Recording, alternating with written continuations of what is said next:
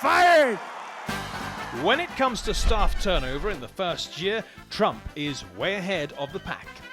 36% of Trump's staff have been fired, quit, or changed positions. That's more than twice as many as under Reagan, 3 times Clinton, 4 times Obama, 5 times Bush Sr., and 6 times George W. And we're not talking about junior positions here, these are senior White House staff. Michael Flynn, the National Security Advisor, was one of the first to go, forced to resign over his conversations with the Russian ambassador to the United States before Trump became president. I think it's very, very unfair what's happened to General Flynn, the way he was treated.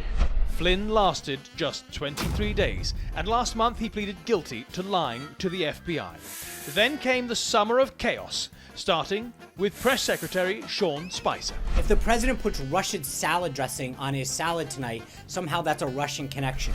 He resigned after strongly disagreeing with the appointment of Anthony Scaramucci as communications director. Sean Spicy Spicer lasted just 6 months.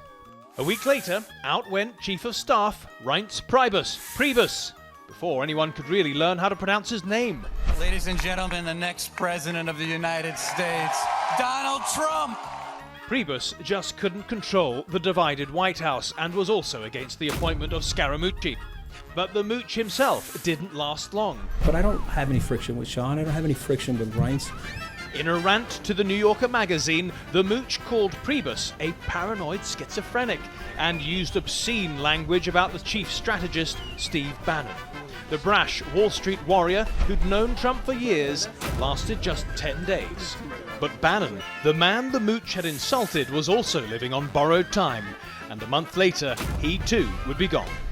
I like Mr. Bannon. He's a friend of mine. But he never got along with Trump's son-in-law, Jared Kushner, and was drawing a lot of heat from the public and press for being too right-wing.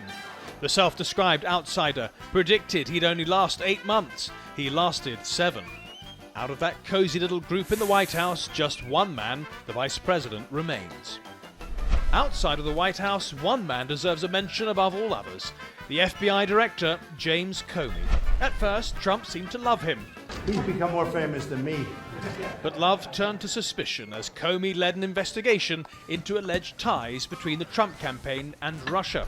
Comey was fired for reasons ranging from the Clinton email investigation to alleged showboating.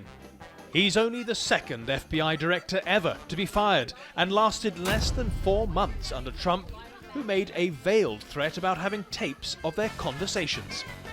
I've seen the tweet about tapes. Lordy, I hope they're tapes.